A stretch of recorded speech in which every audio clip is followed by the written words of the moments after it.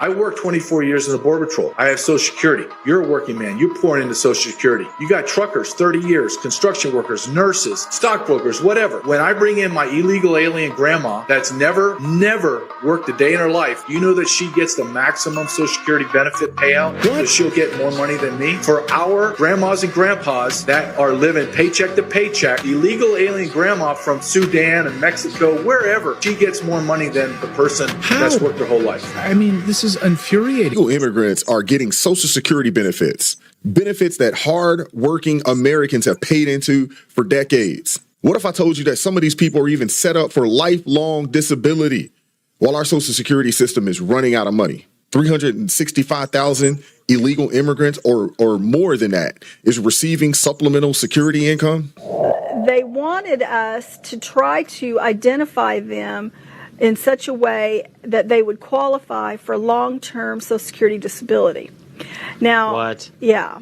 And long-term Social Security disability is for life. Yeah. So if they get identified and qualify for long-term Social Security disability, they are as good as set up for life for medical treatment. That doesn't sound like a refugee to me. Just being honest. Yeah. That sounds like somebody who's planning on staying here. Yeah, a refugee right. stays until the problem's over and then goes home. Well, that's right. And so they instructed us to try to identify, to try to get the client, because once they arrive here, they're now called clients. They're called clients. Yeah. Okay. Because clients pay. Sure. See? Sure. I'm starting to see where this is leading here. So they told us that we needed to talk to the client and ask them if they had any headaches, recurring headaches, or any lower back problems. Excuse me, anything that would qualify them for Social Security long-term disability. Wait. So let me get this straight. Part of the screening is supposed to be, are you sick, maimed, injured, whatever? Right. No. Okay, good, you can come in. Yeah. You get on the airplane, are you sick, maimed, injured, whatever? Yes. Good, so we can give you disability. Correct. What? Yes. This is insanity. Yes, it is insanity. But in order to get Social Security disability benefits, don't you need a Social Security number? Well, we were instructed in the meeting that one of the first things we were supposed to do was sign them up for Social Security. Yeah. Wait. This is unbelievable. So they come over here and they get a Social Security number. Right. They become legal. Correct. Are you pulling my leg? No, I'm not. And then after we processed them for a Social Security card, then we were to process them for a U.S. passport. No, you're not. So that's about the time I kind of decided, okay, I was done. I've heard everything I want to know. I was so angry about this, that they would receive a U.S. passport. It just, I just couldn't believe it. I couldn't believe that we were giving these people Social Security cards and U.S. passports and free medical, free housing, free food, free everything. Yeah, but the thing that bothers me, because the food we can recoup from, and the money irritates me, but we can earn it back and we can stop the program or whatever it is. But once you give somebody a Social Security number and you give them what's considered globally the golden ticket, which is a U.S. passport. Right. That is beyond comprehension that we're doing this. That's right. Do bureaucrats know this is happening? Well, interestingly enough, no, they don't. A lot of governors are unaware of how many refugees have come into their state, where they're located, under what conditions they've arrived. And I believe this is intentional. Now, we do know that the governor of Texas and the governor of Tennessee have both stopped this, and they're refusing to take any more refugees. In fact, the federal government has filed a lawsuit against both of those states because they're refusing to take any more refugees. How dare you keep your people safe? Right.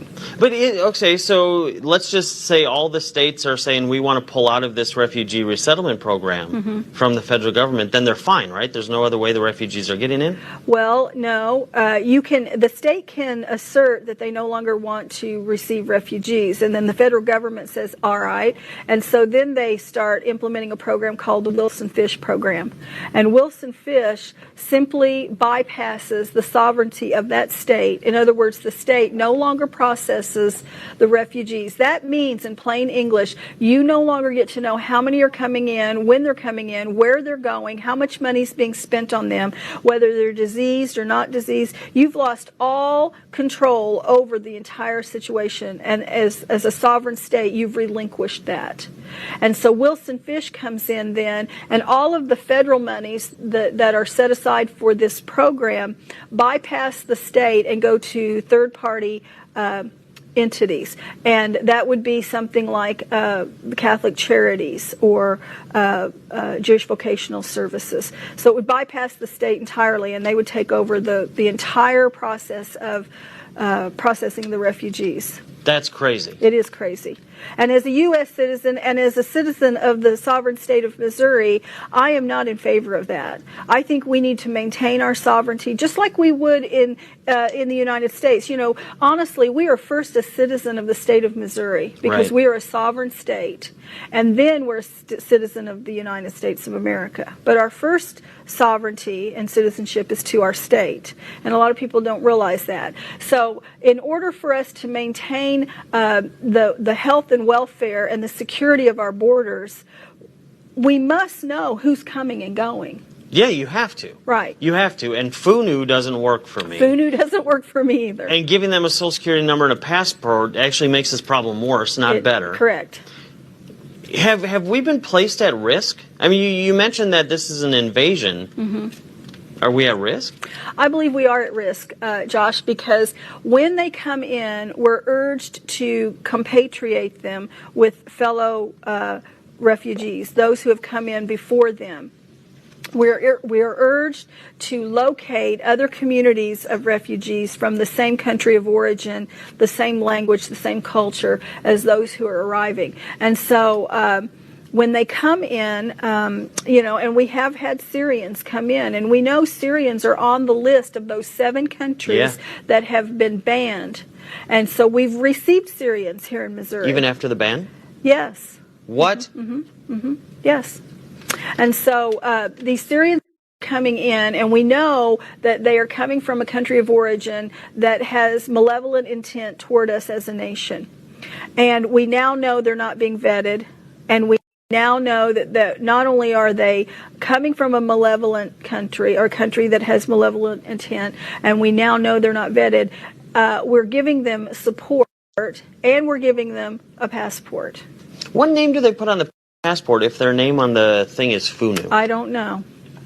That is sickening, but it's also frightening. That is some bull sugar honey iced tea, what this lady just mentioned.